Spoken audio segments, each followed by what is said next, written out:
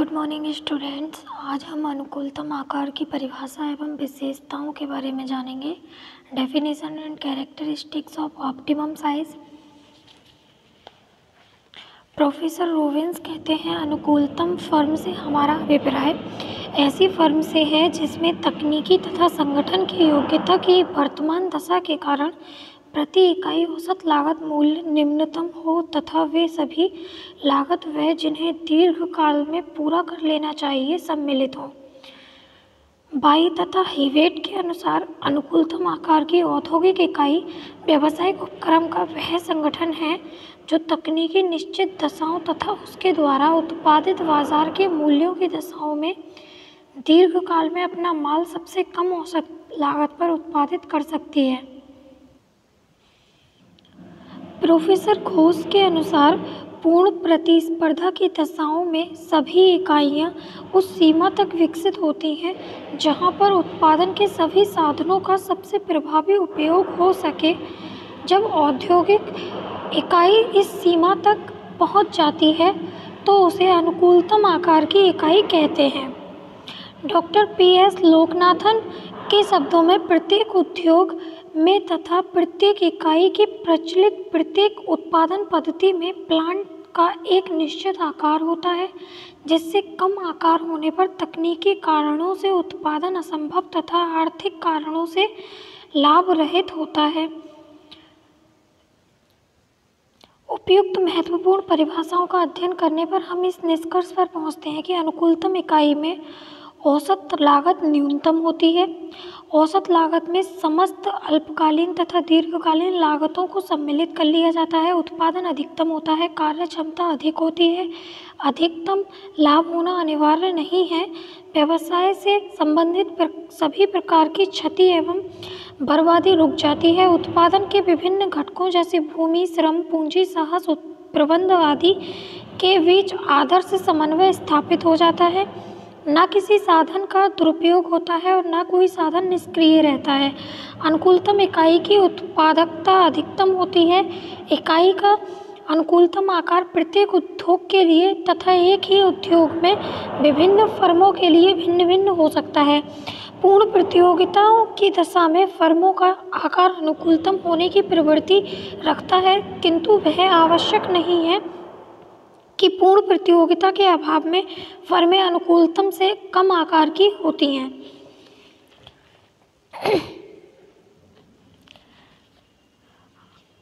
आगे देखते हैं अनुकूलतम आकार का प्रभावित करने वाले घटक, factors affecting the optimum size. Professor Robinson के अनुसार अनुकूलतम आकार को निर्धारित करने वाली शक्तियों को निम्नलिखित भागों में विभाजित किया जा सकता है। इनमें से प्रत्येक शक्ति अपने अनुभव के अनुसार अनुकूलतम इकाई को निर्धारित करती है। ये शक्तियाँ तथा इनसे निर्धारित होने वाली अनुकूलतम इकाइयाँ निम्नलिखित हैं। आकार को निर्धारित करने वाली शक्तियाँ, तकनीकी शक्तियाँ, प्रबंधकीय शक्तियाँ, वित्तीय शक्तियाँ, विपणनीय शक्तियाँ, जोखिम एवं उच्चावन की शक्तियाँ। शक्तियों द्वारा निर्धारित करने वाली अनुकूलतम इकाइयाँ: अनुकूलतम तकनीकी इकाई, अनुकूलतम प्रबंधकीय इकाई, अनुकूलतम वित्तीय इकाई, अनुकूलतम विपणनीय इकाई, अनुकूलतम जोखिम एवं उच्चावचन इकाई। इन पांचों शक्तियों के मिलने पर अनुकूलतम आकार की औद्योगिक इकाई की स्थापना होती है। इस प्रकार की शक्तियों के दोषों तक का दूसरे वर्ग की शक्तियों के लाभों से संतुलन हो जाता है। इसी के फलस्वरूप अनुकूलतम आकार की औद्योगिक इकाई सबसे अधिक मितव्ययिताएं प्राप्त हो जाती हैं। प्रोफेसर रोबिन्सन के अनुसार अनुकूलतम आकार में इन शक्तियों में होने वाली गति रस्साकसी के खेल के समान है। यह या तो वह गतिहीन स्थिति है जब कोई भी पक्ष अपने रस्से को खींच ही नहीं रहा, या वह स्थिति है जबकि दोनों पक्ष समान हैं और दोनों के प्रयास के बाद भी रस्सा गतिहीन स्थिति में है। जैसे जैसे तकनीकी तथा प्रबंधकीय ज्ञान में विकास होता जाता है, व्यावसायिक इकाई के अनुकूलतम आकार में भी परिवर्तन होता जाता है। उपयुक्त पांचों अनुकूलतम इकाइयों का अलग अलग वर्णन निम्न प्रकार है। अनुकूलतम तकनीकी इकाई, ऑप्टिमम टेक्निकल यूनिट। तकनीकी विशेषज्ञ द्वारा अनुकूलतम तकनीकी इकाई का निर्धारण होता है और शेष अनुकूलतम बिल्कुल छोड़ दिए जाते हैं। यह श्रम विभाजन तथा प्रविधियों के एकीकरण के आर्थिक लाभ का परिणाम है। श्रम विभाजन के मुख्य आर्थिक लाभ श्रमिकों की कुशलता में वृद्धि, श्रम तथा समय की बचत, विशिष्टीकरण, बड़ी बड़ी मशीनों का आविष्कार। श्रम विभाजन के सिद्धांत को लागू करने के लिए यह आवश्यक है कि औद्योगिक इकाई का आकार बड़ा हो। इस प्रकार जैसे जैसे तकनीकी विकास होता जाता है, औद्योगिक इकाई का आकार भी बढ़ता जाता है। इसका कारण यह है कि इससे कई मितव्ययिताएं होती हैं, जैसे स्थायी अतिरिक्त व्ययों में कमी होना, कार्य क्षमता में वृद्धि होना, उत्पादन वृद्धि के अनुपात में निर्माण तथा संचालन व्ययों में कमी होना, श्रम विभाजन के लाभ, मशीनों के प्रयोग से होने वाले लाभ तथा भीमकाय उत्पादन के लाभ आदि। किंतु आगे चलकर एक ऐसा बिंदु आता है जबकि औद्योगिक इकाई का और आगे विकास करना अनार्थिक हो जाता है। इसका कारण यह है कि श्रम विभाजन अथवा प्रविधियों के एकीकरण में प्राप्त होने वाली मितव्ययिताएं आ जाती हैं। उदाहरण के लिए एक 2 मंजिल वाली बस की कीमत 1 मंजिल वाली 2 बसों के मुकाबले में काफ़ी कम होती है, किंतु यह 2 मंजिल वाली बस 1 मंजिल वाली 2 बसों के मुकाबले में 4 गुने मुसाफिरों को ले जा सकती है तथा इसको चलाने भी अपेक्षाकृत सुविधाजनक रहता है। इस प्रकार 2 मंजिल वाली बस में मितव्ययिता रहती है, परंतु यदि इसी बस को 3 या 4 मंजिल वाली बस के रूप में परिवर्तित कर दिया जाए तो यह भारी हो जाएगी तथा इसके लिए नए पुलों के निर्माण की आवश्यकता होगी और बस को चलाना तथा इसमें बैठकर यात्रा करना खतरे से खाली नहीं रहेगा। अतः मितव्ययिता समाप्त होकर अमितव्ययिता आ जाएगी। उपयुक्त कथन से स्पष्ट है कि तकनीकी अनुकूलतम इकाई का निर्धारण श्रम विभाजन तथा प्रविधियों के एकीकरण द्वारा होता है। अनुकूलतम प्रबंधकीय इकाई ऑप्टिमम मैनेजरियल यूनिट। औद्योगिक इकाई के आकार में वृद्धि होने से प्रबंध के क्षेत्र में मितव्ययिता आती है। इसका एक कारण यह है कि औद्योगिक इकाई के आकार की वृद्धि के अनुपात में प्रबंधकीय व्यय नहीं बढ़ता। एक औद्योगिक इकाई अपने प्रबंधकीय कार्यों को कई भागों में बांट सकती है तथा उनके लिए विशेषज्ञों की नियुक्ति कर सकती है। प्रबंध कार्य में श्रम विभाजन अपनाने से व्यक्ति अपने अपने कार्य में विशिष्टता प्राप्त कर सकते हैं तथा उनके ज्ञान एवं अनुभव से प्रबंधकीय कुशलता बढ़ती है। कुशलता का अपव्यय नहीं हो पाता। कार्य क्षमता में दिन दूनी रात चौगुनी गति से वृद्धि होती है तथा अनुसंधान कार्य को प्रोत्साहन मिलता है।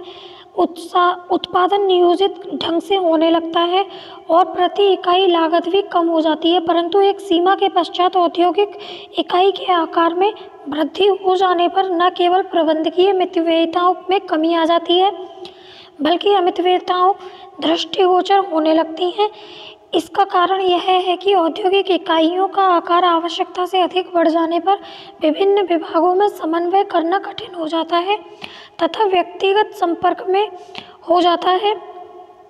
लाल फीताशाही का बोलबाला हो जाता है तथा कार्य क्षमता का भी ह्रास होने लगता है।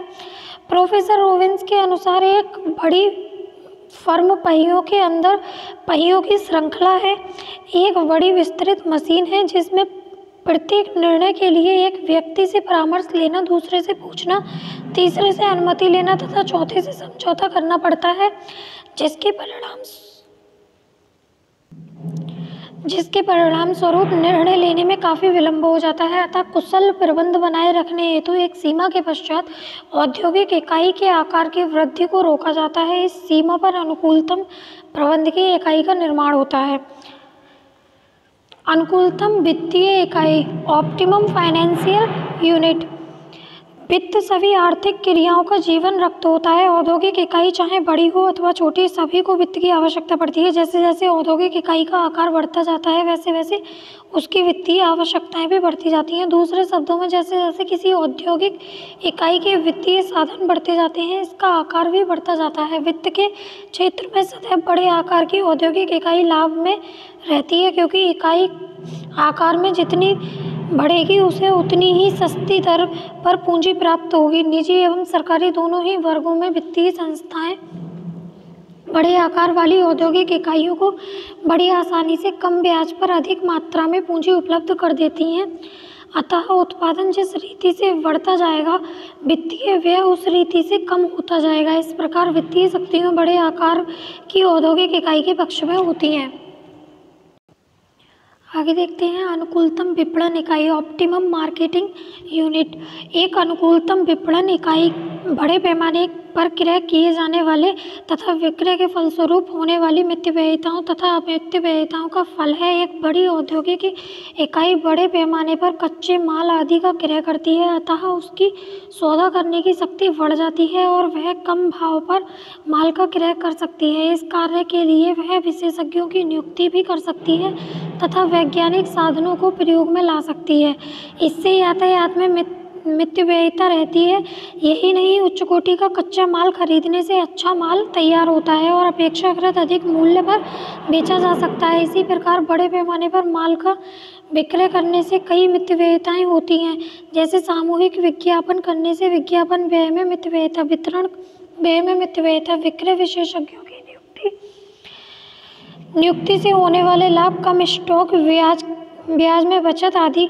इस प्रकार बड़ी मात्रा में क्रय विक्रय करने से अनेक लाभ होते हैं, परंतु इससे हानियां भी हैं। उदाहरण के लिए, यदि गलती से निम्न कोटि का कच्चा माल खरीद लिया जाए तो हानि भी अधिक होगी। इसके लिए यदि गलती से निम्न कोटि का कच्चा माल खरीद लिया जाए तो हानि बढ़ेगी। इसके साथ साथ औद्योगिक इकाई का आकार बढ़ने से विक्रय संगठन का व्यय भी बढ़ जाता है और एक सीमा के पश्चात माल का विक्रय करना अपेक्षाकृत अधिक खर्चीला हो जाता है। इस सीमा पर अनुकूलतम विपणन इकाई की स्थापना होती है। आगे देखते हैं अनुकूलतम जोखिम एवं उच्चावचन इकाई, optimum risk and survival unit. अब तक हमने यह मान रखा है कि उत्पादन माल की मांग बराबर नहीं बनी रहती है, लेकिन व्यवहार में मांग संबंधी परिवर्तन बहुत अधिक हुआ करते हैं। अतः औद्योगिक इकाई के आकार की योजना बनाते समय साहसी को मांग में होने वाली परिवर्तनों को भी ध्यान में रखना पड़ता है। इसका कारण यह है कि मांग में परिवर्तन की संभावना एक प्रकार से अनिश्चितता तथा जोखिम का तत्व उत्पन्न कर देती है। अर्थशास्त्रियों ने मांग में होने वाले परिवर्तनों को निम्न 4 भागों में विभाजित किया है: स्थायी परिवर्तन, चक्रित परिवर्तन, सामयिक परिवर्तन, अनिश्चित परिवर्तन। स्थायी परिवर्तनों से हमारा अभिप्राय उपभोक्ताओं की रुचि में परिवर्तन तथा तकनीकी सुधारों के कारण उत्पादन की विधियों में सुधार होने से है। इसके कारण वस्तुओं की मांग में स्थायी परिवर्तन हो जाते हैं। ऐसी कोई भी औद्योगिक इकाई जो इन परिवर्तनों के अनुकूलतम, आसानी से तथा मितव्ययिता से अपने आप को पुनर्गठित करती है, सबसे अधिक शक्तिशाली होती है। इस दृष्टिकोण से छोटे आकार की इकाई लाभ में रहती है, क्योंकि उसमें अपने आप को पुनर्गठित करने की क्षमता अपेक्षाकृत अधिक होती है। आई होप आपको ये वीडियो पसंद आया। वीडियो पसंद आए तो वीडियो को लाइक एंड शेयर करें और चैनल को सब्सक्राइब करें। मिलते हैं नेक्स्ट वीडियो में, तब तक के लिए टेक केयर।